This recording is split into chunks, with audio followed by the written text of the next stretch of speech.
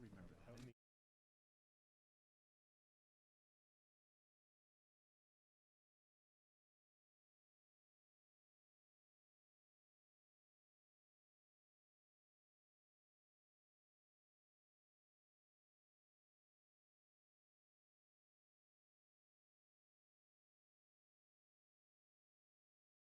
Bass River. Old Cottage. Okay. Yeah. Great spot. Good evening, everybody. Thank you for coming. My name is Chris Benestad. I'm a teacher here, and I run the Entrepreneurship Club. Actually, I can take this off. It's a habit. I've been teaching for 7 months now with a mask on, and we get in the habit of it. Again, thank you for coming, and for those of you joining us online, thank you for watching. We'd love to have you here with us, all right? But we know that we have to keep this limited, and we're very happy to stream this live so you can watch, and also record it so that we can use it for following. We were just talking about after the tank, right? After what happens down the road, and we can take a look and see later on as to how these businesses grow over time, because what we'd really love to see is all 4 of these businesses grow, all right? Whether it's for college tuition, right, or it becomes the next, Amazon of the world.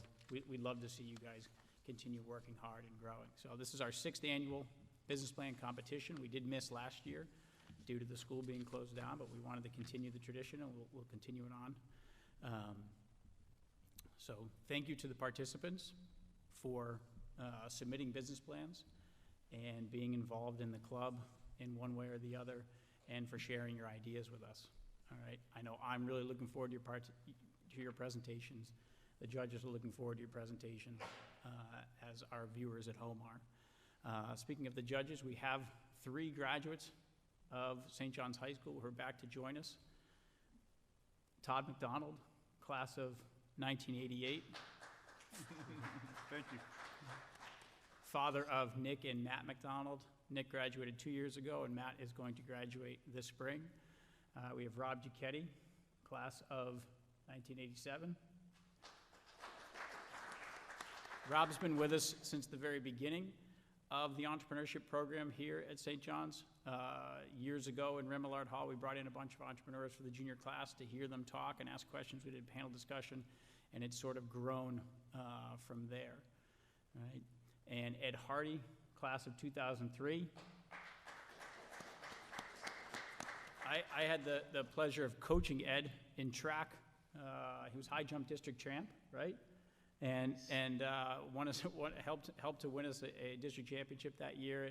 And he and I have lived near each other, and we work out together and hang out from time to time. And it's really a pleasure to have all three of these guys back here on campus. I know the place didn't look like this when they went here, right? We've definitely improved some of the facilities.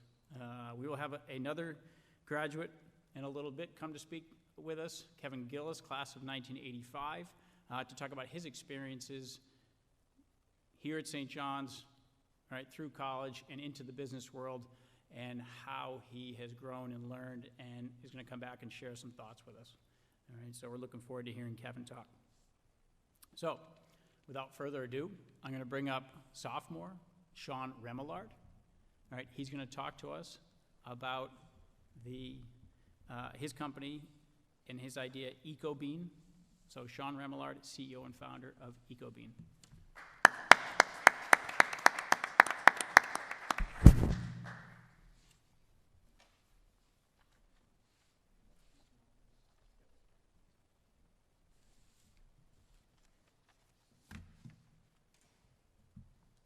Good evening. I'm the CEO and founder of EcoBean 24, Sean Remillard. So, what is EcoBean 24?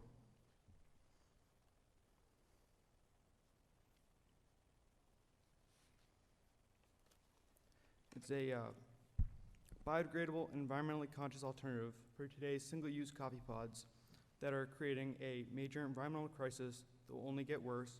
The use of coffee pods continues to grow. It's a truly eco-friendly and environmentally friendly alternative to the current coffee pods on the market today without impacting the consumer's coffee experience. Biodegradable design that provides the major single-use coffee companies with a solution to their growing environmental problem and sustain their future business.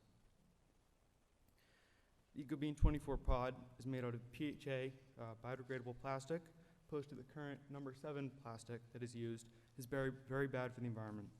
For those of you who are unfamiliar with PHA, it is biodegradably efficient, functionable, and safe for both the user and the environment.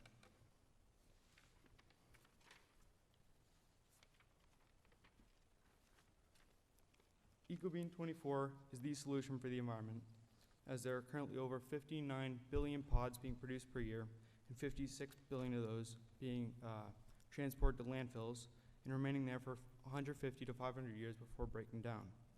This environmental problem will only get worse as the industry continues to grow.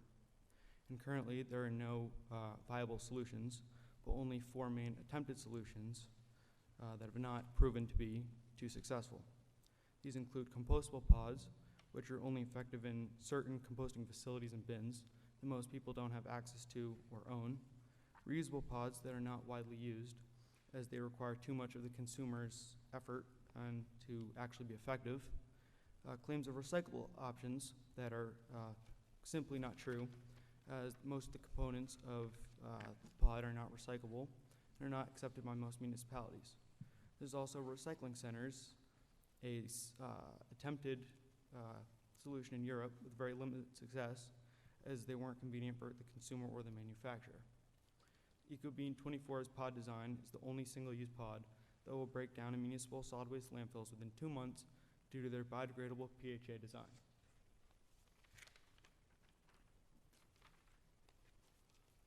EcoBean 24 is also the solution for the single-use coffee pod industry, which is currently sitting at $35.5 billion and is expected to grow 7.7% annually.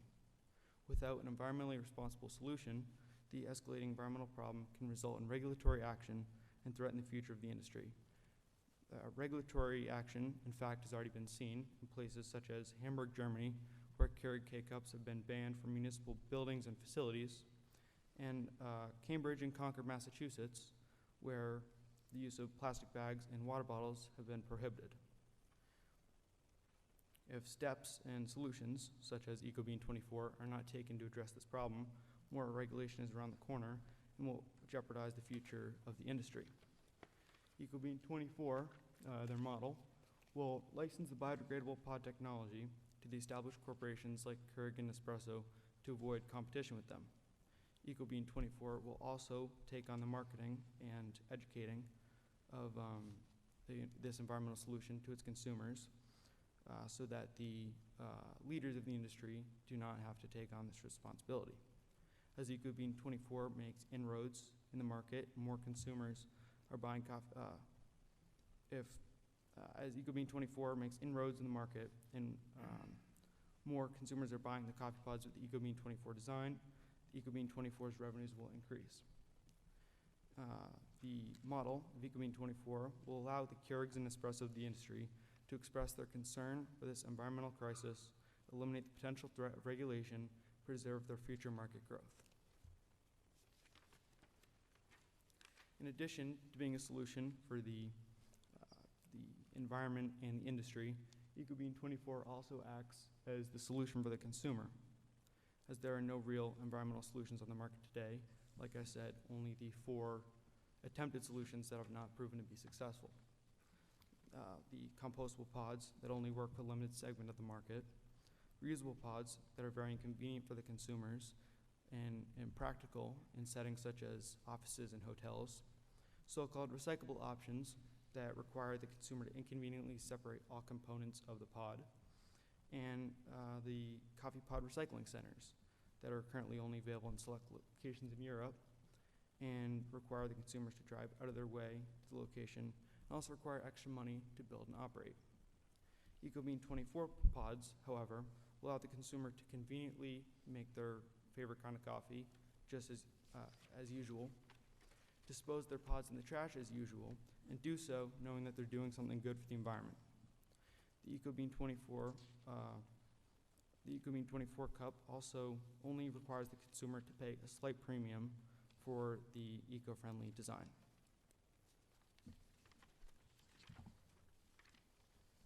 In terms of feasibility, the steps to making EcoBean 24 reality include finalizing the design, constructing a prototype that flawlessly performs like a normal pod, securing a utility patent, building partnerships with the established coffee pod companies for licensing agreements, conducting market studies to determine price elasticity, and figuring out how much extra consumers are willing to pay for the EcoBean 24 design, and developing marketing strategies to promote the EcoBean 24 brand and logo so that the consumer know that they're buying a eco-friendly version of their favorite coffee.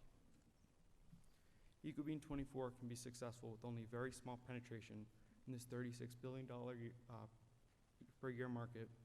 EcoBean 24 is also projected to be profitable within the first 2 years and reach $220,000 in revenues by year 5. Thank you.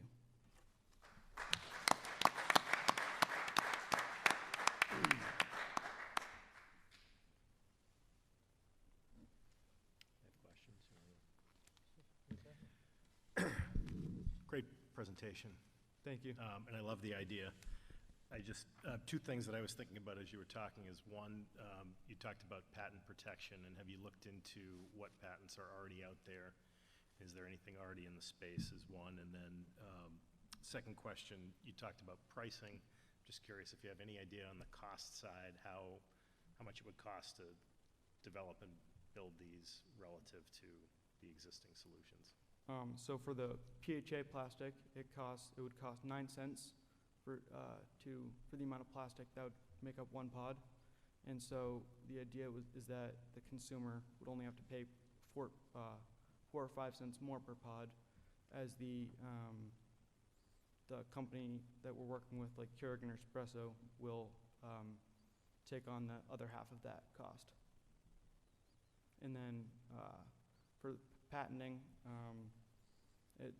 there's currently nothing out there with the PHA design or PHA plastic for coffee pods, and the patent appears to be about, or the utility patent appears to be about $7,000 to $20,000 to secure.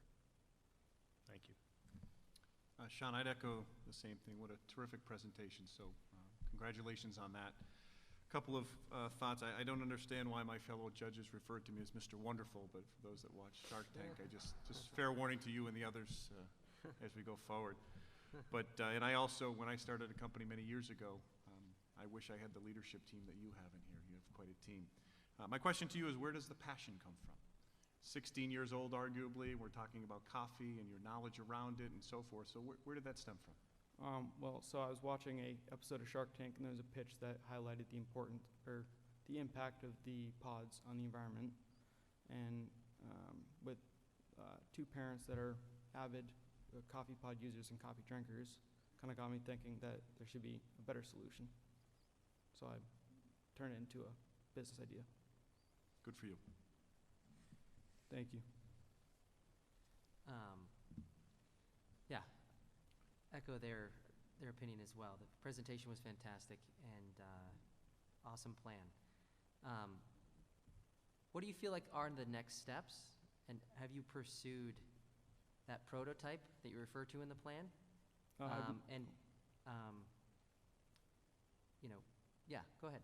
I've not pursued the prototype yet, but I think securing the patent and the domain for the name EcoBean 24, the first steps, and then prototyping to make sure that it works flawlessly like a normal pod.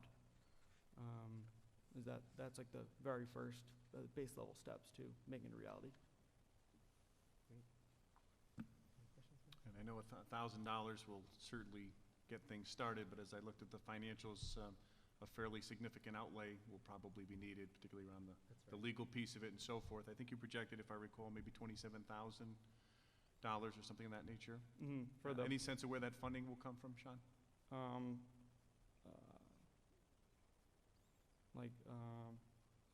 Loans or bank loans. St. John's alumni? Investors. I'm not 100% sure on that one yet. But that's a thing I need to think about and will be in consideration. Excellent job. Cool, thank you very Great much. Thank job. you.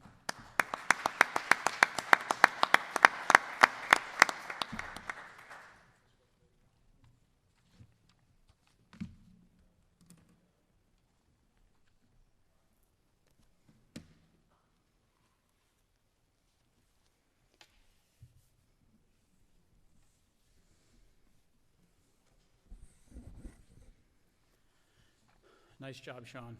That was fun to watch. As an economics teacher, I really, really enjoyed the fact that you brought up price elasticity of demand, right, which is something that's covered in economics class. So that's a lot of fun that you're already thinking about that and studying it. So next we have a couple of seniors, students of mine, Kyle Jackson and Ryan Flynn, who are going to talk to you about their idea for the pool cue industry. Come on up, guys.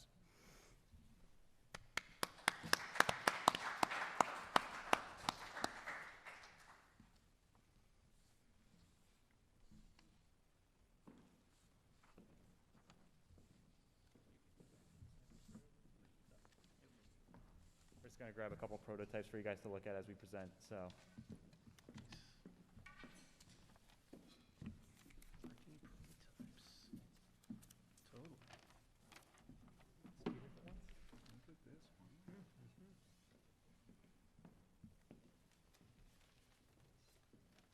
hello, I'm Ryan Flynn. This is Kyle Jackson. Our company is Nelson Point Cues. Let's get into it. awesome. So first, let's start by talking about the state of the billiards industry, right? So the billiards industry right now is on pretty rocky grounds. There's not much growth, and when there is, the growth isn't sustained. And you know, the products in this industry are generally very expensive and overpriced, and the quality is sometimes subpar. And the ones that are affordable, the quality is definitely subpar. You don't want to be buying those because they're not going to last you. So, you know, for instance, Ryan and I, we went to a store in Foxborough not too long ago, and we were looking around, and just everything seemed so expensive to us. So we saw this one Bruins cue that was, I think, it was a licensed NHL Bruins cue, $200 in this really cheap plastic packaging, and it just wasn't something that was appealing to a customer, especially if they were getting into the game of pool. And, you know, even the affordable stuff, again, like I mentioned, it's just not appealing to buy because it's not going to last, and you kind of know that going in. So this, among many other reasons, makes the game unlikely for new customers to enter. And this is especially true in New England because, you know, this is actually, believe it or not, the part of the country with the least amount of people playing pool demographically. And, you know, we believe that if we address some of the problems that the industry has right now, we can unlock a new group of customers, and we believe we can do that with our retractable pool cues. As Kyle mentioned, we feel that there are several customers in the industry who are out there but just simply aren't being served, from verbally surveying either teachers at St. John's, waiters and waitresses at different restaurants, and even members of our own family and friends. We found that there are really two main factors that play into why these people aren't playing the game, and one of those would be space. They say they either have a restricting wall, a restricting pole, or something of that nature that makes it so they can't have it. We fixed this problem with our retractable cue, because you can just push it down in, and then you have the space to play. Now, as regards to price, as we've mentioned, we found a very efficient way to make our cue, and we sell it for a great price of $30. So they don't have to be going all out, spending tons of money on a cue that they're not even sure they're going to continue playing with. We have, like I said, great quality cue for only $30 that makes it much more accessible for everyone to play. Now, we should go on to a quality cue. When I was in the competition with Kyle 2 years ago, there was a young man with a ski business. And when he was presenting, one of the judges said that before you go all in with your custom skis, you really need to know how to make a quality ski first. So we really took that advice to heart, and we wanted to learn how to make just a standard cue first, which you guys have over there. So to make the standard cue, first you want to pick out a nice wood, a nice dense wood, something like pine or maybe cedar, something that's soft so you can carve it, but like I said, is dense so it still has a good feel when you're playing. Second, we would use a scrub plane to get all the edges out, and we'd sand it down. Then after sanding, we'd stain it, and we'd put on a very nice paste wax finish to make sure it still slides. Obviously, we've improved our methods of building. The ones over there were made entirely by hand. We've improved our process a bit. And then on top of that, just to make sure everything is sound, after we mount on the tip, we make sure to chalk it and play a game to make sure that there's nothing we missed.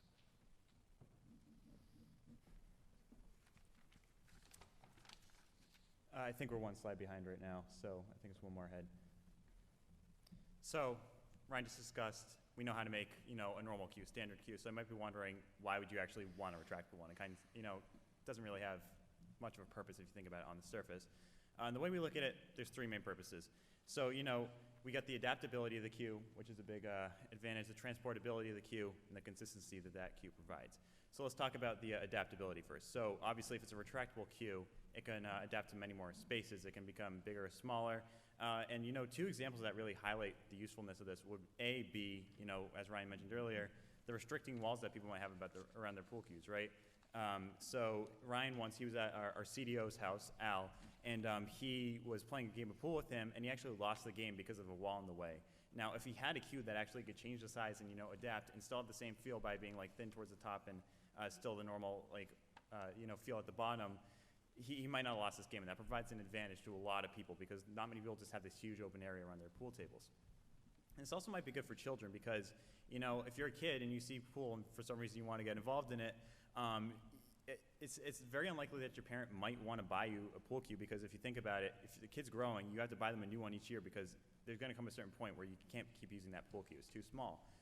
I used to play hockey, and I had to get a new hockey stick each year, and there's these really cool, fiberglass ones I would want, but it was hard to justify paying, $200 for a hockey stick I'm going to grow out of in 6 months, 9 months. So we just didn't end up getting it. And our pool cue solves this problem because it grows with the kid. Moving on to the transportability, having a pool cue that can shrink makes it much more likely to carry. It's just really tedious to bring it around now. So if you're going to a party, going to a friend's house, going to a pool hall, which is actually probably more popular than you think, you can now bring your own. And this is especially useful in the age of, a pandemic because this makes people less likely wanting to touch other people's stuff and borrow other people's pool cues. So, if they can bring their own with them, that makes them more likely to get into the game. Finally, the consistency, that really comes from the transportability. So the consistency that the cue provides just comes from the fact you can bring it more places again. And, if you have a laptop, you're used to using that laptop and it feels weird to go use someone else's, right? A golfer has their gloves, a baseball player has their bat or their gloves they like to use. So why can't a pool player have the same thing? It'll improve their overall skills with the game and make it more enjoyable for them, especially, again, appealing to new players, which is what we're trying to do. And that really means all you need to get into the game of pool is a place to play it, like a pool hall, and just our cue because it's so easy to, meet all the goals that we needed. So now let's talk about the marketing and sales of the company for a minute. So our target market is going to be men aged 18 to 44, lower to middle class in New England.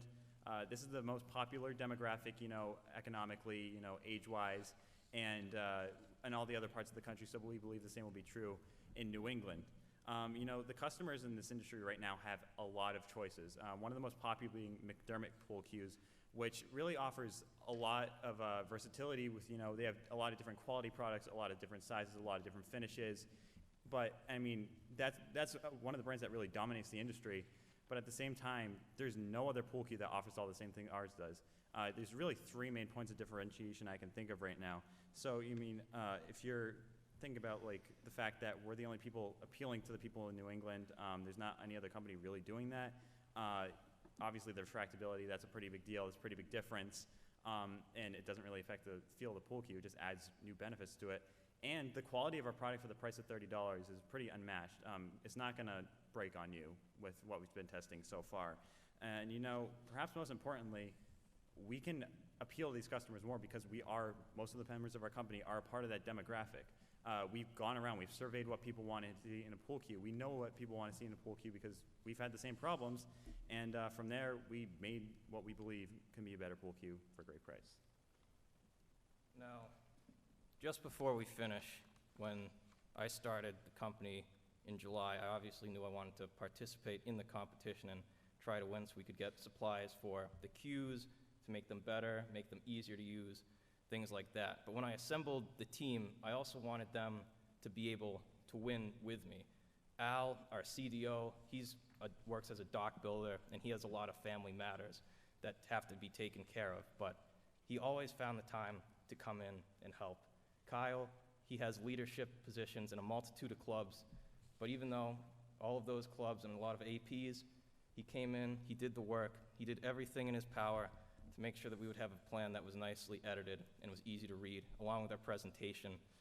Rishi and Alan up there, they also have a lot of APs like Kyle, and the college admissions process has hit them pretty hard, and harder than anyone I know for that matter.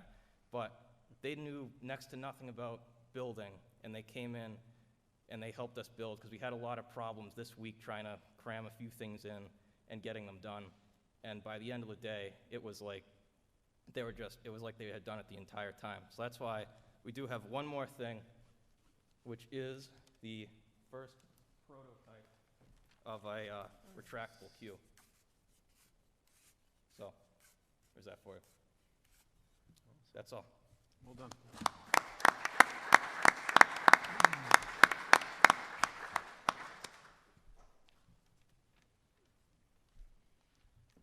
So I just want to share with the group a tremendous business plan, so congratulations. You guys did a terrific job, and not easy getting up in front of a group and all those watching at home. So again, I think I've seen you before, if not with the skis a couple of years ago. I remember it well. Yeah, I remember But all you pretty in well. your plan here, you had a tremendous line I thought I should read, which is, humanity craves consistency, and consistency breeds greatness.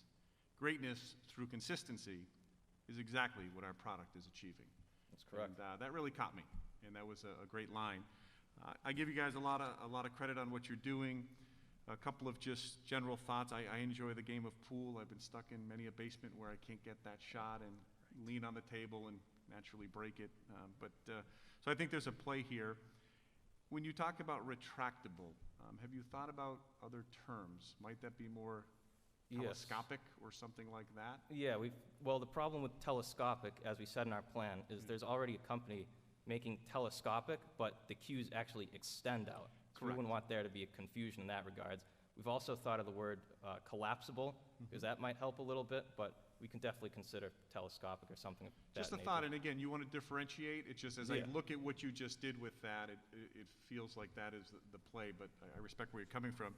You know, the other piece, and just a small one, no pun intended, is you reference in your plan your small price of $30.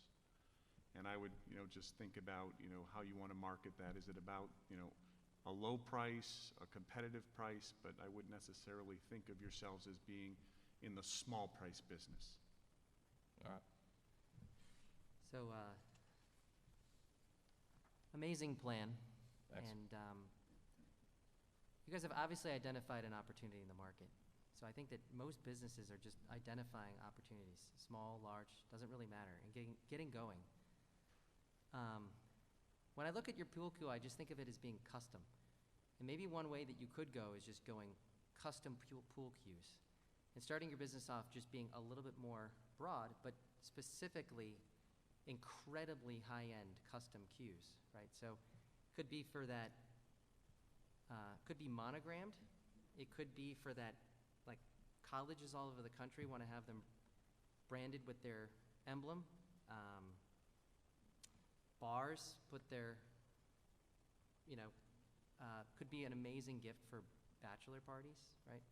People could order them for all sorts of reasons, but I see them, and I think the world is kind of going in two different directions. Mass-produced, low-quality product, very inexpensive, and then insanely custom, super high-end. So I think what you guys are is, I'm agreeing with him, I think you're a much higher-end product. You want to go, I don't know what the highest-end pool cue is, but I would want to be there or even higher, charging people, I don't know, maybe $100 or $200 a cue. And one of your products, and maybe what you're best known for, is the retractable one. Those are my thoughts. But I applaud you on the idea, and I also think you should, you can do it and get started. There's a graduate of St. John's. I played jazz trumpet with him, but he now creates custom snowboards, very high end, and they are doing incredibly well, charging huge amounts of money for things that are not like a whole new thing, but just tweaked in small ways, but then very custom for their client. It's called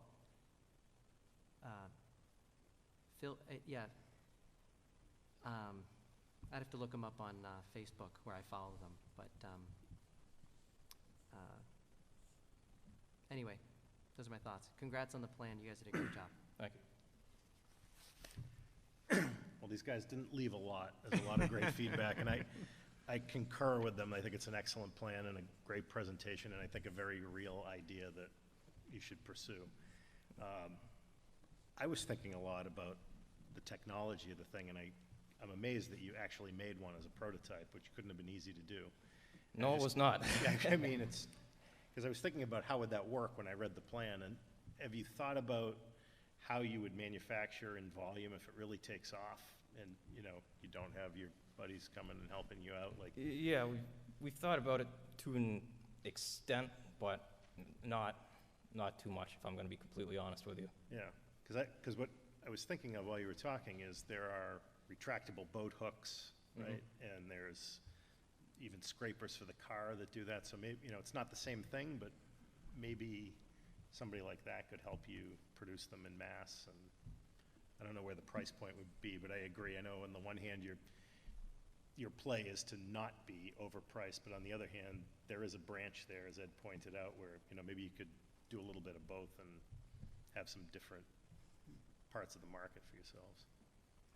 Did you guys give any more thought just about kind of projections of numbers? I know it's, you know, a $30 cost point right now, which I think we're debating whether that's the better play or not, and a $5, you know, kind of, you know, startup, if you will, per stick.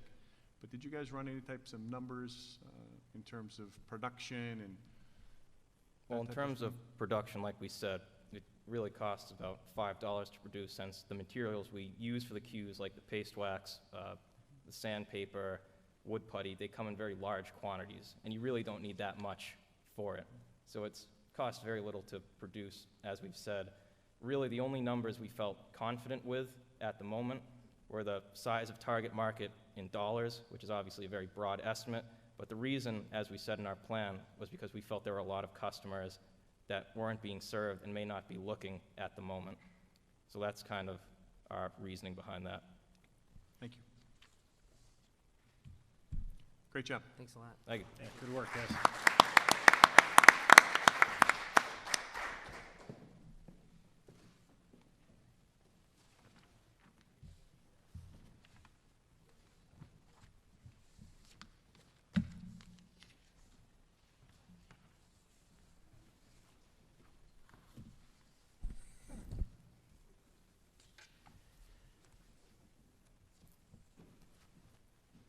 All right, thank you, Kyle and Ryan.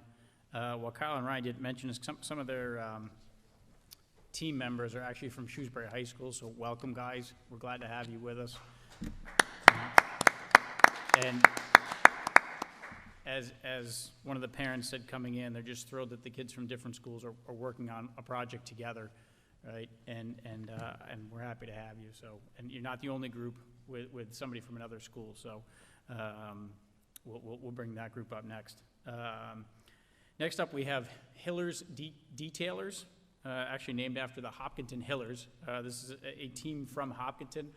Liam Hartson and Nick Capellos are going to come up and talk to us about their company, Hillers Detailers.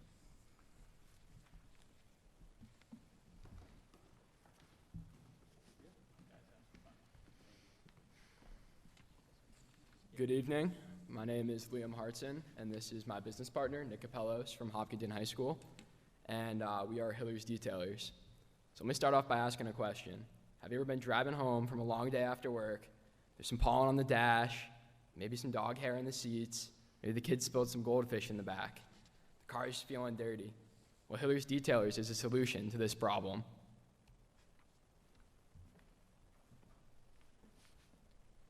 So what we are a car detailing service, but what makes us a little different is that we are mobile. We come to your house, we make this very easy for you. All we need is a outlet and a water spigot, and we're on our way. In under an hour and a half or an hour and a half, about, we are out of your hair. So I can just kind of go over the history and how we got started. We started this last summer. Nick and I were both working full-time jobs, and we needed some more money to save up. And we were kind of looking at side gigs, doing some research about what we could do, and we came across the idea of detailing. Well, we did some internet searches, and we watched some YouTube videos about how to get started, and ended up doing some friends and family's cars, and they were impressed with the results. We were surprised by the results, and we ended up saying, okay, let's give this a shot, let's make it work. And by word of mouth and referrals, the business pretty much took off for that summer. We ended up doing $8,000 of gross income in that first season, which was about the middle of the summer to November. And we're currently using Facebook and email for customers to communicate with us.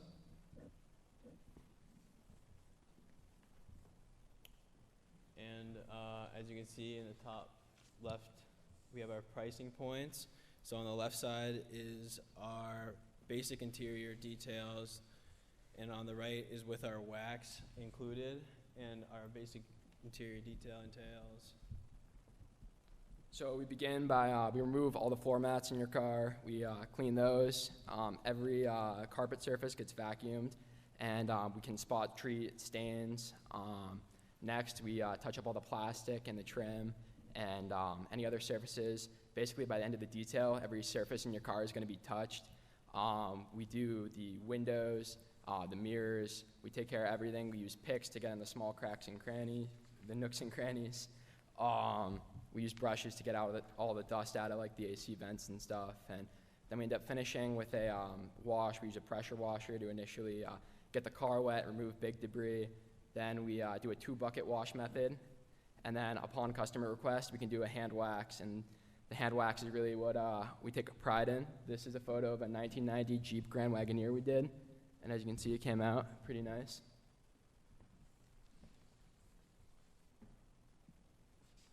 And yeah, we think we hit a great pricing point with our pricing because a lot of customers are very happy with the job we do and are very happy with the amount they pay. Our target market for customers is just busy families in general. So like as of COVID, people are just trying to get out of the house and, you know, have kids, dogs, pets, anything. You give us a call, we take care of your car, and as Liam said, our mainstream of marketing is through Facebook messaging and through our email. And for our competition, there are 3 other detailing services in our local area, and only one of them offers a mobile service. But however, that service is very costly in comparison to ours. As you can see, it costs on average $110 to $185 for a wax compared to our $25 to $30.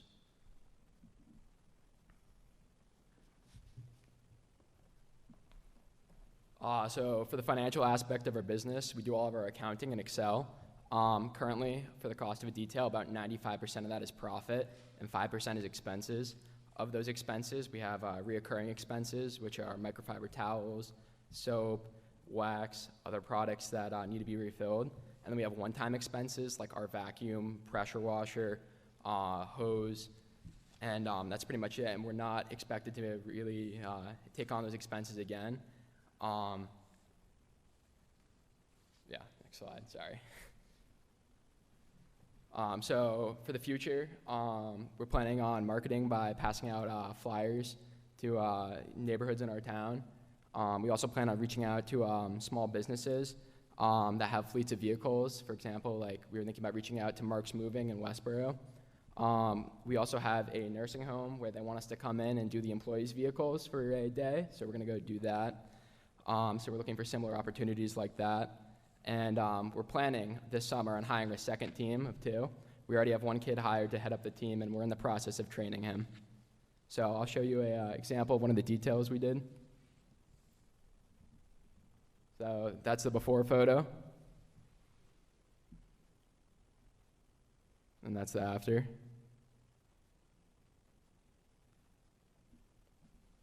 And thank you for your time.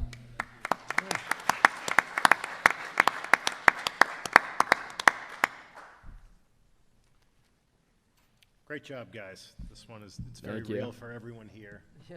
Really, what I want to know is how you get the Cheerios out of those seatbelt things in the back seat. Oh, we got a little Lollipops. attachment on the vacuum. I was thinking about, you know, it's obviously a real business because you're doing it. You're looking to grow it. I was thinking about what you would use the prize money for if you won. what would you do with the money? What's out there? You talked about the pressure washer. Is there other equipment that would help you either do a better job or work faster or? Yeah, so what we plan on doing is spending about half that money to supply the next team that we're going to hire.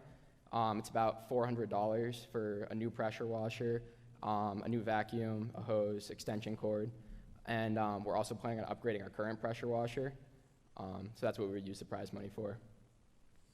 And then my other question, and I'll yield the floor, was I was just thinking about if something went wrong, like what about insurance? If you don't use a orbital polisher or anything like that that would burn the paint, like could there be any problem caused that you have to pay to repair?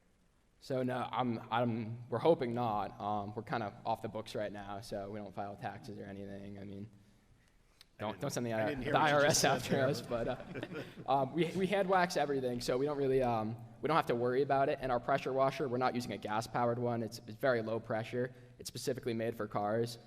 So we're not really seeing anything where this could be a potential problem to damage a customer's car. And if it is, we would probably plan on personally working it out with the customer. Got it. Thank you. So, great plan. I love that you guys are already doing the business and that it's already ongoing. I also love that you go to clients' home. I feel like that's a pretty good differentiator. So, I actually know someone. He's a member of ours who he started detailing cars when he was 15. He built the business up big enough where he was able to convince a bank to give him a loan. And he bought a 20,000 square foot warehouse when he was 19, and he just details cars. He's created this massive community and like an online presence, which is really interesting.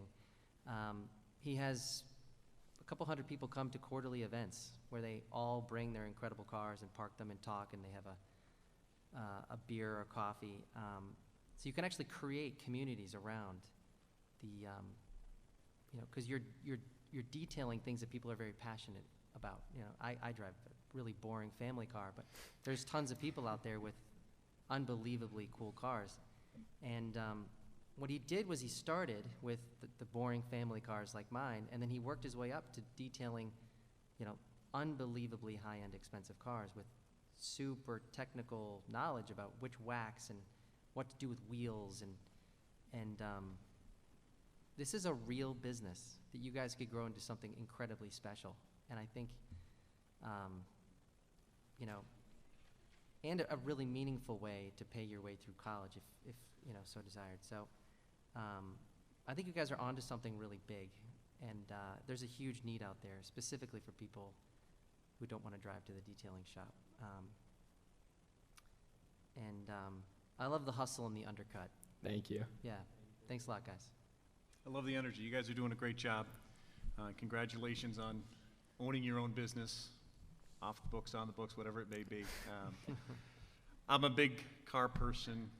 I appreciate a great car detailer, and I know I'm not amongst only a few in that opinion. So I think you have something special as well. I think this is just the beginning. Maybe a few words of wisdom. I don't know, when you show up to a home, are you wearing company embroidered shirts? How you handle yourselves as you finish, making sure you're leaving plenty of business cards in each of the cars so they can be shared with others and family. One detailer that I was impressed with many years ago always put a nice stemmed rose on the seat when he was done, and it was just a touch of class. So think about the little things. These are the pride and joy of so many people, whether it's the family car or whatever it may be. But you can make a difference not only in how you shine it, but the little things that you leave as kind of the afterthought. And then the other piece is make it easy for people. You talk about Facebook, and I don't know if the generation you're going for all intersects with Facebook. So what are the other mediums you can communicate and drive, a brand and create some equity around, what you're doing? So just think about that as you move forward. But I think you're onto something. I congratulate you for that, and I wish you guys all the success. Thank you. We appreciate your time.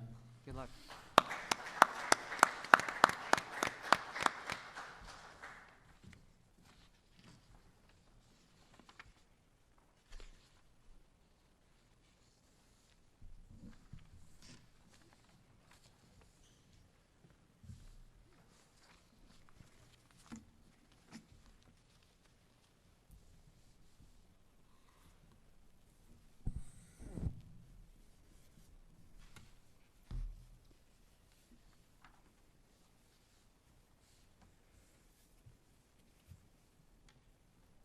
All right, thank you, Liam and Nick. And Nick is a senior at Hopkinton High School. So again, welcome to Nick. We're glad that Liam brought you on board to share your plan with us. And so, and some of you out there might be thinking right now, like, hey, maybe I should get my car cleaned by these guys. They seem like they can do a good job. So again, thank you for sharing your plan. All right, we have one more to go. All right, we have seniors Luke Farraco and Jack O'Brien who are going to come up and talk to us about their landscaping business. So come on up, boys.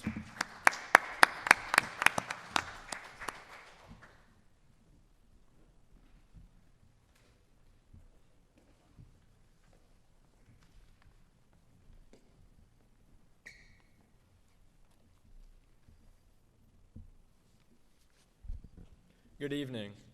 I just want to start out by saying thank you for everyone who's here tonight. It's truly an honor for Luke and I to be able to present in front of you tonight, and we hope you like our business idea.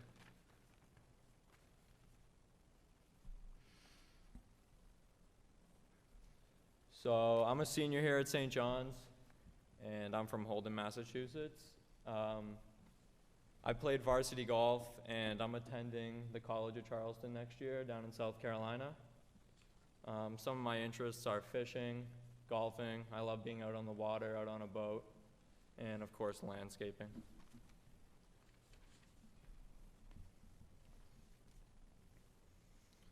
Hi, my name's Luke. I'm also a senior here at St. John's, and I am going to Mass Maritime Academy, and I will be studying marine engineering there as well.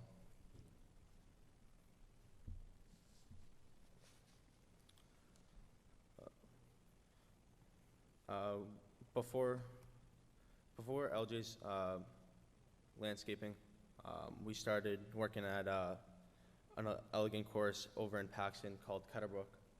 And Paxton, Massachusetts, we mowed the greens and the fairways. We weed whacked the tree line, fertilized what needed to be done, and we raked the bunkers on Saturdays before the tournaments. We got the idea of starting our own landscaping business because we have worked so hard on the golf course. So why don't we go take the hard work and put it on someone else's yard that could benefit them? Why landscaping? Some people ask. We both helped our parents out in the yard while we were young without them even asking. Whether it was mulching, cutting the grass, picking up leaves, or whatever was planned for that day of work. We always were around the yard, which was made it much easier for us to start the company LJ's Landscaping.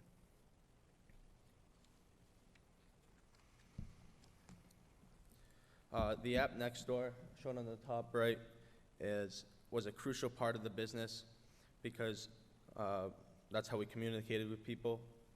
If you're not familiar with the app, Nextdoor is an app where you can post services and people can comment if they are interested. We started out by pushing a pitch we had offering our service of landscaping. In the first couple of days were kind of quiet. One, maybe two customers, but by then the third day actually, my email blew up with about 9 to 10 customers in just one day. Then after that, we started getting 3 to 4 customers daily. Also on the bottom right-hand side, you can see that we created a business card that we pass out for each customer we do. Give them about 2 to 3 cards per time.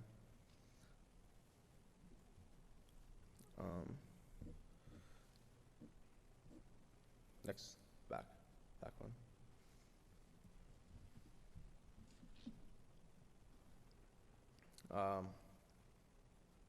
We form relationships with these customers by doing very hard work and getting the work done in a reasonable time. Hard work and taking the time to do it right can really go a long way, no matter how long it takes you. I'm sure with the detailing, as long as you get it done and it looks very good, I'm pretty sure they would be satisfied. Pricing of our jobs. Cutting grass, $40 to $70, depending on the lawn. Mulching is about $45 per yard spread. Spring cleanup, price varies on the size of the yard. Fall cleanup, we established a price of $120. Snow removal is about $60 to $90 depending on the size of the yard as well.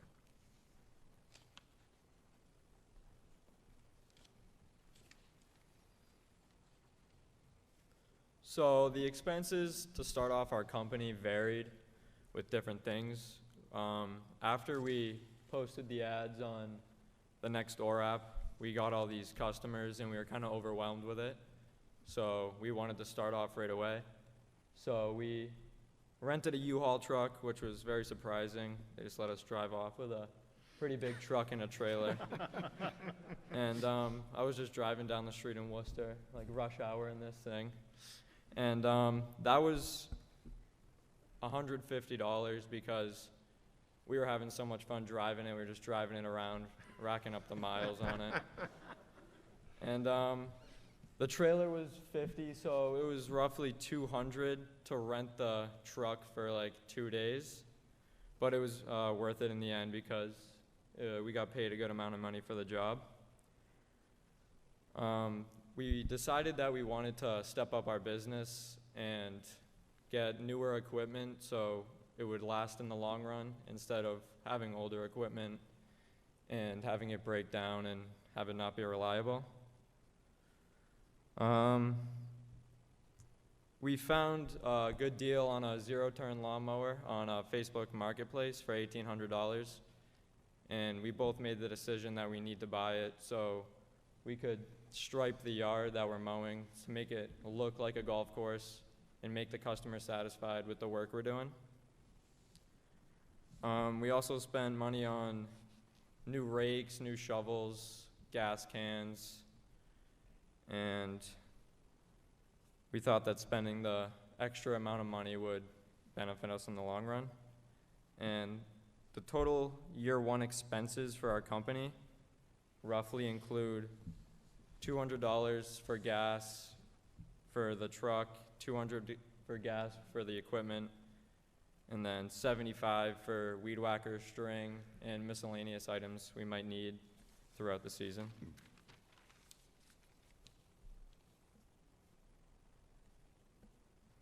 Go to the next one.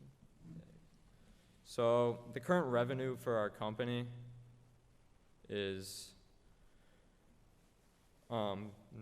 we projected we will make $9,600 this summer, mowing 8 lawns per week at roughly $60 per lawn. So 60 times 4, and then it would be $480 per week times 4, so it would be $1,900 per month for 5 months. That would equal $9,600, which would go until September 1st, until we go to college, and we hope to hire my brother and a couple other kids to continue the fall cleanups and the winter snow removal. Roughly, we'll be during the fall, we'll be charging $120 per lawn, depending on the size of it. And we have all 8 of our customers that we have now said they would like us to come in the fall and do the fall cleanup. So that would be $3,800 for fall cleanups. And then once the snow falls, we have 5 customers already secured as of now, and that would range from $60 to $90 depending on the size of the storm and depending on the size of their driveway. So if we have 5 driveways, and we would roughly make $300 per storm. So if we roughly have 7 storms, that would be it would be $2,100 roughly at the end of the year. So with all that added up, within 1 year of our company starting, we're projected to make $18,698 minus the $2,000 in expenses, which would add up to $16,113, hopefully projected for our year total. So this was our first job we did, and it was a pretty messy yard, but we got it done. We took some pride in the work we did. We thought it looked super satisfying after it looks kind of run down, but we got it all cleaned up and looking nice now. And then that's, the picture on the left is the same yard, and then the picture in the top right is actually a job me and Luke just finished the other day. We had to lay down around 16 yards of mulch throughout this whole guy's yard. And then the picture on the bottom right is a yard we did a spring cleanup on, and we are doing a full-time mowing job throughout the summer. And that's it.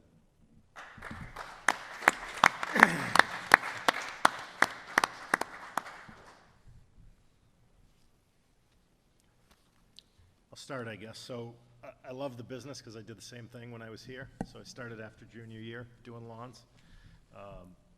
What are you guys using for equipment now? So you rented the U-Haul, but for the lawns that you're doing, how are you getting around and what do you have for? So we have Luke's dad has a Suburban that we use to tow a trailer that our other friend's uncle gave us a trailer to use. So we use that, and then we all kind of had equipment and we kind of put it together so we could all use it together. And like I said, we bought a zero turn on Facebook Marketplace that we're using now. So I'm going to challenge you now. You can do more than 8 lawns a week. No, yeah, we can, 100%. But just for now, we got 8 lawns, and we were doing a bunch of spring cleanups for the past couple months. So Yeah. We're still getting quotes. yeah, I we're think getting quotes. While that's going on, you should be ramping up the lawn sales for the summer, right? Yeah. Because that's easy money, right? That's not Mhm. lugging mulch. You're just getting in, Yep. cut it, blow and go, right? You're in and out of there, and I think you could probably do 40 or 50 lawns a week with Yeah. that gear. So your numbers would go way up, right, for summer. I like it. Yeah, it's fun. I give you guys a lot of credit. Hard work, determination, starting a business at a young age. I finally figured out, it took me a little while here, why they asked me to be a judge, and I just figured that as you guys mow my lawn, I get my car cleaned, I sip coffee, and I play pool. I've got this down pat between the 4 of us. So this is terrific. All things I love to do. But you get a nice model, really built on grit and hard work. And my comment is, just be mindful as you have the revenue side, and you talked about what you're going to bring in the summer and through the fall. Look at that expense side of the house. That sometimes catches small business owners, and I think there's other expenses you may not just be capturing Yeah. that you're going to want to think about as you measure. You guys measured ROI, which was an interesting measure, but as you measure your EBITDA or your profit, those are the things as you grow, you're going to want to kind of tighten that up and expand that, and you're on a wonderful track to do it. And again, the other thought is more than 8 lawns a week. I completely agree. But there are landscapers out there who've been doing it a long time. They Yeah. maybe have a little too much capacity or don't have enough capacity to deliver to their clients. Could you do some subcontracting work for them? Could you build up that reputation? And similar to the Hiller's car detailers, what do you show up? How are you dressed? What's the image you portray? The equipment you need, that $1,800 machine, I think was a wonderful investment. But making sure that, those blades are sharpened and everything is just, of quality, I think is going to only help you folks succeed. But I give you a lot of credit and, carry on your good work. Thank you. So, awesome plan. Also love the business. I started a landscaping business when I was 13, and then I ran it all the way through my first couple years of college. Again, I think you guys are on to like an amazing, scalable, great business.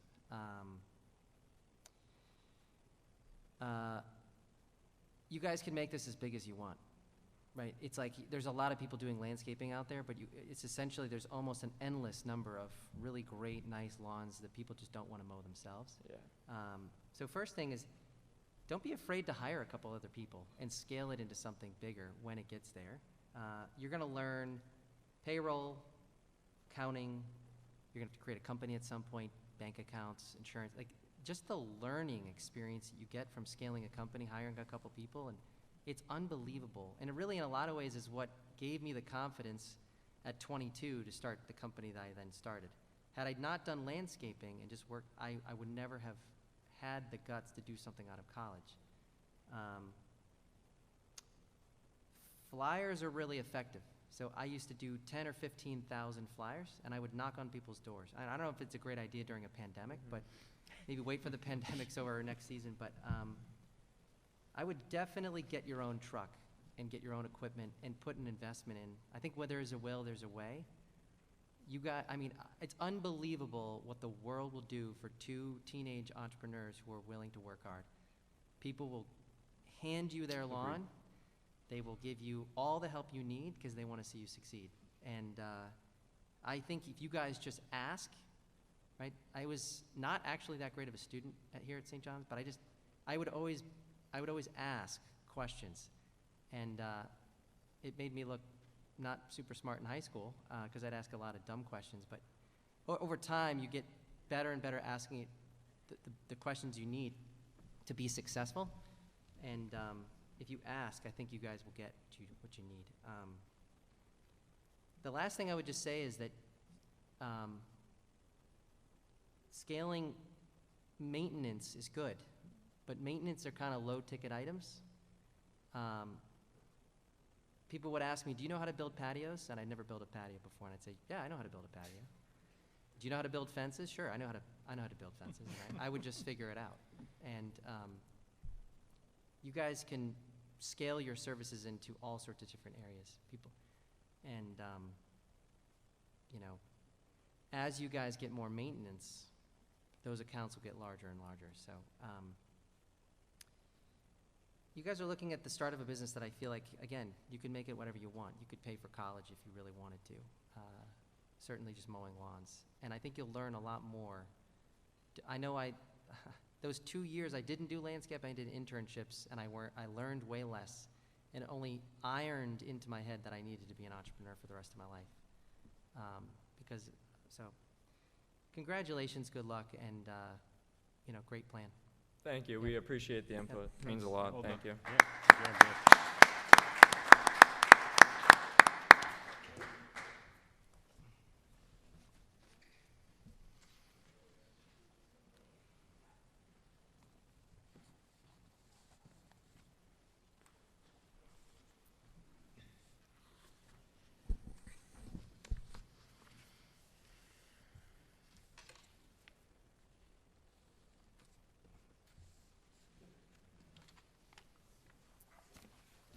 All right, thank you, Luke.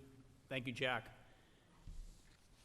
I'm sitting here looking at the judges and thinking about the different scoring, and I'm really thoroughly impressed with the 4 plans and the 4 presentations, and I can probably speak for these guys when I say that I think they're impressed too because of their comments. And so really, really well done, gentlemen. Nice job with your work. Nice job with your presentations and your ideas and your grit, right, to go out and do something and try something and put yourself out there. That's ultimately what this is all about. We want you to be risk takers, right? That's what we want you to do. We want you to learn and grow, right?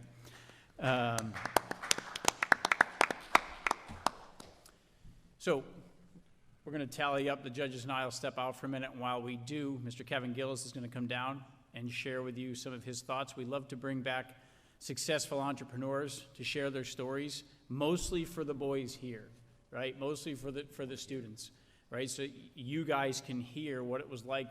You know, the judges have done this. Our speakers have done this. They've sat in your seats, right? They took the classes that you took, and they went to school and went on to build businesses, much like you guys are learning how to do. And so, welcome, Kevin. Thank you for agreeing to come talk with us, and we look forward to your words.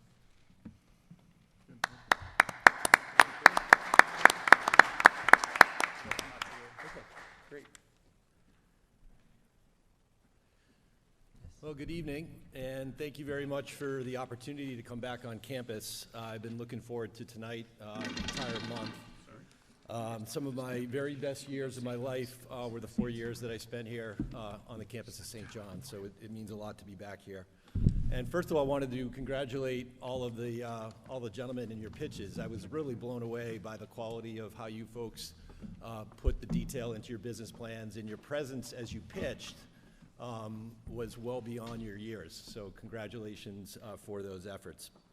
I wish in many regards there was a course like that offered when I was here, but I'm glad to see the high school has added that. I'm going to tell you a little bit about myself and how I got to my current role at Third Rock Ventures. And I'll say with probably 1,000% certainty that being a partner and the chief operating officer at a venture capital firm was not on the horizon, when I left St. John's back in 1985. But life takes you in different directions, and you just have to trust your instincts as you move along. So I'm going to show a slide here on TRV. I think in a moment it's coming up with a little bit of the detail, and then I'm going to come back to that a little bit after. So I joined Third Rock 13 years ago this month, back in 2008. I was originally hired as a partner and the chief financial officer. Over time, I was able to grow the role, add some additional operating functions under me, and was promoted to chief operating officer about 2 years ago. Third Rock is a 14-year-old firm now. It's a life sciences-focused venture capital firm. We have our primary office in Boston, and back in 2010, we opened an office in San Francisco. To date, we've raised 5 venture capital funds that total $2.7 billion. We were back in the market 2 years ago in 2019, and we raised a $770 million fund in about 6 weeks. And we've been very fortunate with the overall environment of biotechnology. It's been an incredible decade for the broader industry. We've obviously participated in that. So with 54 of our companies in the funded portfolio, we've been able to take 24 of them public through an initial public offering. And we've now seen many of those companies become multi-billion-dollar companies in terms of their value, and many of them have products on the market that are out there making a huge difference for patients. And that's something that we're all very, very proud of, and I feel truly blessed to have been part of the team, from the beginning. So a little bit about myself, and then I'll come back to TRV. So I grew up in Framingham. My dad was a teacher in the city of Boston, and in a way to make ends meet, he used to ref a lot of college soccer games and a lot of high school basketball games, and he used to drag me around to a lot of the soccer games, and that's where I fell in love with the sport of soccer. My mom as well went into teaching after she raised me and my sister and my brother, and I think both my parents instilled a pretty strong work ethic in me from the very beginning. And so St. John's I got to know again by watching many of the soccer games, and at that time in my family's evolution, we really couldn't afford St. John's on a teacher's salary. And so similar to the landscaping theme that's been common here tonight, I had the opportunity at age 10 to inherit an existing lawn mowing business that a neighbor had. He had about 12 lawns in our neighborhood. And so I jumped at that opportunity in the 6th grade. I was also, at that time, delivering a couple of newspaper routes and was able to, over those 3 years of middle school, squirrel away enough money to put myself through St. John's. And I think that work ethic has stayed with me. Now I'm going to be 54 this summer. And I think I owe a lot of that to my folks and just what they had me focusing on while I was growing up. So one of the things, a little funny story I'll tell you about St. John's and why I was attracted to, I don't know if anybody has seen the soccer uniforms, but I always thought the red and white, they just had this incredible presence to them. And at that time, this is 1982, I made the varsity team as a sophomore. And when the coach handed out the uniforms, one of the things he handed out were these really nice red, heavy sweats that were meant to be used in the months of October and early November when it got cold. And so the first game of the year was a night game at Kelleher Field in Marlboro under the lights. It was probably 92 degrees, super humid. I come off the bus and I've got my whole sweatsuit on. I'm the only one on the team with the sweats. I do my first lap and I literally almost passed out from heat exhaustion. So I ripped that off, got down to the uniform, ended up scoring a goal, and had a lot of fun playing soccer while I was here at St. John's. After I graduated in '85, I had a couple different opportunities to play college soccer, and where I ended up deciding to go was a school called Brandeis University in Waltham. I chose to go to Brandeis so I could stay local. I had a great liberal arts undergrad program, and the ability for my parents and my brother and my sister to see me play soccer meant a lot to me. So I chose to major in history, and at that time was thinking about going into law. It's a good breeding ground for lawyers coming out of Brandeis, and my grandfather had been a lawyer, was a big influence on me growing up. But over the years there, I decided not to go to law school and ended up joining a computer company called Stratus Computer. They were high flyer back when Massachusetts was known for a lot of the, computing companies. I joined Stratus in the fall of '89 with my liberal arts degree, and my mother pulled me aside and gave me a little bit of advice that I still appreciate to this day. She said, Kev, before you start to settle in life and you get used to this 9-to-5 stuff, you probably want to go back and add to that undergrad, which is the right move. So in the January after, I ended up enrolling at Bentley's night program, and over a 3-year period, I took 19 courses to get my MBA in finance, and that was a pretty difficult 3 years, working full-time in Marlboro and then having to hustle down to Waltham for classes and then meeting with the project teams over the weekend. Super busy, but I think it also instilled a lot of time management and just working with teams, ability to communicate that served me well. And so when I got my MBA in the spring of 1994, I felt at that point it was time to get the heck out of Massachusetts. I think that winter we had like 120 inches of snow, and it just was enough was enough. And one of the cities that had made an influence on me in my college years was the city of Atlanta. We had played Emory College as a school down in Atlanta. And so I went down there and met with some recruiters and had an opportunity to interview at the Coca-Cola Company's headquarters in Atlanta. And I was able to get the job, so I joined there in 1994. And I joined one of their small business units called the Non-Carbonated Beverage Unit. And this was a group that was focused on drinks like Powerade and Minute Maid juices. And the last project that I got to work on was actually the water product that you may see in the supermarkets or the convenience stores called Dasani. And that was a way of Coca-Cola getting into the water business at that time when bottled water really started to explode. So I was having a really good run there, and at one point even thought about taking an international role and going to work in Coke Europe or Coke Asia. But as it turned out, my dad had some health issues and made the decision at that time to move back to Boston, and this is in the year 1999. And as I was canvassing the Boston market, I was really around the age of 30. I was looking for an industry at that point that I could make at least a 20 to 30-year run. And at that time, biotech was starting to really take off in Cambridge. We had a couple mature companies out there, companies like Biogen and Genzyme. And there was another high flyer called Millennium Pharmaceuticals that was really prolific in terms of some of the business development work they were doing. They were one of the many companies taking advantage of the understanding, at a genetic level why disease is happening. And I met a very charismatic CFO who shared the same name as me, Kevin Starr.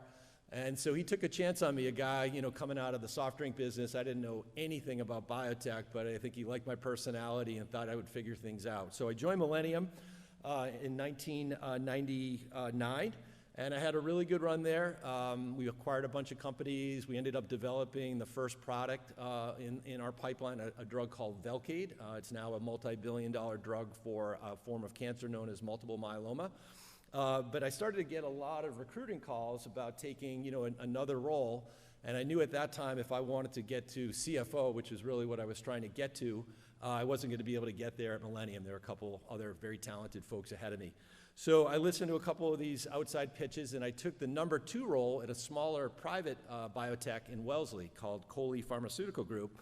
And they had a pretty interesting cancer program that they had partnered with Pfizer, and they had plans to go public in 2005. So I joined in 2004. We took the company public in 2005. It's a really incredible experience. If you ever have a chance to be a part of a company that goes public, I would jump at it. And unfortunately, the drug that we had partnered with Pfizer, it ultimately didn't work, and that is often what happens in drug development. It's a tough business. So the phase 3, that trial in lung cancer that we were running with Pfizer failed in the summer of 2007. Stock price took a big hit. And so we made a decision to sell the company to Pfizer and kind of get out of there. And so around the same time that this was all happening, Third Rock Ventures raised its first fund. So they raised their first fund, was a $380 million fund. And that same gentleman that I mentioned to you, Kevin Starr, was one of the founders, along with the CEO of Millennium, Mark Levin, and also the head of R&D, Bob Tepper. So those 3 gentlemen went out with an idea of starting a brand new venture capital firm in the life sciences space. And as they started to build out the team, they were really looking for former colleagues of theirs, not necessarily investors, but actually operators, people that knew biotechnology, knew how to build companies. And around the same time, I was looking for my next role, and so went in and had a cup of coffee thinking, hey, they might need a finance person or two in their portfolio companies, because at that time I was still thinking about becoming, a CFO, ideally in a public company. And so over the course of that winter, this is the winter of '07 heading into '08, Kevin Starr made a decision to hire me in as the CFO at Third Rock. And so again, that was in April of '08. And since then, I think on a couple of the slides ahead, I want to just show you where the portfolio has gone from. So, yeah, one more slide back, please. The one before here? Yep, here we go. So this is a sense of what Third Rock's been doing since the beginning. So as I mentioned, 2007, just before I got here, they had raised $378 million. 17 companies went into that fund. That was a mix of companies that we literally started from scratch, but also some traditional venture investing. And what I mean by that is investing at the Series B or Series C stage. Over time, as we went into the second fund, we dropped the company count by 2. We started to focus more on that company building effort. We really felt we were onto something and maybe doing a little bit different than the rest of the venture community. And by the time we got to Fund 3 in 2013, we were convinced that that was where we could really make things happen. And so we went out and raised $516 million, 11 companies. And around the same time, the capital markets in the US really started to pay attention to everything that was going on in biotech. And so several of those companies that you see in that first fund, companies like Agios and Bluebird and Foundation Medicine, had matured over this 6-year period to the point where we could think about taking them public. And so we took them public in 2013, and they grew to be multi-billion-dollar companies. All of them have products on the market today. So we've been in the market 2 similar times, 2016, $616 million, and most recently the second fund. And one of the reasons why we're able to raise such large funds and able to do them in a very timely manner is those first 2 funds have returned over 4 times the invested capital. So on a fund that was 378, we returned roughly 1.4 billion. And so if you're Harvard University or Dartmouth or Wellesley, some of the limited partners that are in our funds, you'd like us to do that time and time again. And so what we're operating on right here is our 5th fund, again, $770 million. We have 2 companies that we built in Cambridge, MoMA and Phase. We built the newest company here in Asher Bio. And the final slide I'll end with is a little bit on our kind of novel company creation process. So unlike maybe other venture capital firms that may be hearing a similar pitch like we heard tonight, and you're doing some diligence and convincing yourself that it's a worthy investment, what Third Rock is paying attention to is really where is the science happening? What is the breakthrough idea that could be happening in a lab at MIT or Harvard or Stanford or UCal San Fran? And our team starts to marinate in that science and start to get comfortable. And we move it into what we call a C project. And at that time, we might be 2 years away from actually building and launching the company. And as the team gets more excited and gets more progress, we move it into a B project. We start to add some staff to it. And by the time we're at the A project stage, we're starting to actually hire the first several employees into the company. And then we ultimately look to launch 3 of these each year. And in terms of size of capital, these are Series A's that could be anywhere from 60 to 80 million. So I'll leave you with one last thing, and one of the reasons why I was psyched when John and Chris invited me to come here, and I've done a few of these at Bentley and Brandeis as well. So any of you, as you pursue your careers, I'll make a bit of a plug for biotech. One of the things that I think is going to be a rate limiter for that industry as we move forward is access to talent. Without a doubt, the Cambridge-Boston biotech epicenter is the leading biotechnology cluster in the world, and there's really no comparison. And we just saw it over the course of 2020 with one of the companies that we know very well. It'll become a brand name in everyone's home, Moderna. It's a company that our peer group Flagship built many moons ago. And for that company, along with Pfizer, BioNTech, and J&J, to have figured out a vaccine for COVID in 9 months, I think has just heightened the awareness for what this industry can do. And the types of jobs that are available run the gamut from, not just the science, the PhD people, but finance people like myself, human resources, legal, communications, program management. The opportunities are going to be there in abundance. So I want to plug that with each of you as you think about, embarking on your college careers post St. John's. Keep biotechnology out there. It's a pretty incredible industry to be a part of. And when we get it right and we see the impact that we can make on patients, it's the most rewarding feeling you can ever imagine. So I'll leave it with that. Again, thank you very much. It was a pleasure to spend some time with you all here today.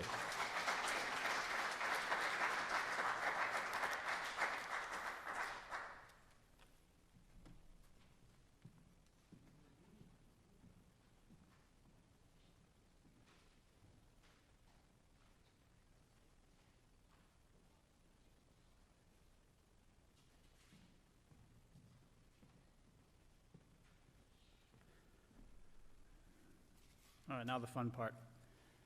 We get to give out some money, right? Thank you, Kevin, for coming and sharing. I'm sitting up there watching and listening and thinking, wow, what a really, really high-level person in entrepreneurship and talking about really large dollar values and very, very impressive. Okay, very, very tight competition. The judges have 5 categories from which to score. They are the viability of the product or business, the quality of the written business plan, the market analysis in terms of customers and competitors, financial and budgeting awareness, and then the quality of the pitch and presentation. And this year's winner will receive $1,000 towards hopefully putting it towards the business, right? It will receive a check from St. John's for $1,000, and the other participants will all receive $350 as a gift for being part of the event, all right? So I'm very proud to announce that we are giving out over $2,000 worth of prize money, and John Emilio and I, right? Mr. Emilio and I have talked about how we can get that to grow and even create some sort of mentoring and incubation type programs here. So this year's winner of the $1,000 grand prize is Hiller's Detailers. Congratulations, gentlemen. Nice. Thank you to Luke and Jack. Thank you to Sean, and thank you to Kyle and Ryan for presenting as well. All right, this was very close. Right, the scores were very tight, and so I went with the judges scoring, and it was really a pleasure to watch you guys. We did have, Mr. Mullen told us, over 60 people sign on and watch, so I'm pretty pleased about that. And thank you to Mr. Emilio for getting Kevin Gillis to come and chat with us. Thank you to Todd McDonald, Rob Giacchetti, and Ed Hardy for sharing your time and talent with us tonight. The technology, the cameras, the sound, the video, the audio, the streaming would not have taken place without Mr. John Mullen of the technology department, so thank you, Mr. Mullen. Right. On a normal night, we'd be having a reception somewhere. Unfortunately, that's not the case this year, but we look to get this back to normal in previous years. But really, thank you to everybody for coming. It was very nice to be here with you and have people participate in this live event. So thank you for coming. Gentlemen, keep up the good work, right? Keep working hard, keep growing your business, keep working on ideas, and keep taking risks. So thank you all for those that showed up online and for those that came here in person. Have a wonderful evening. Good night.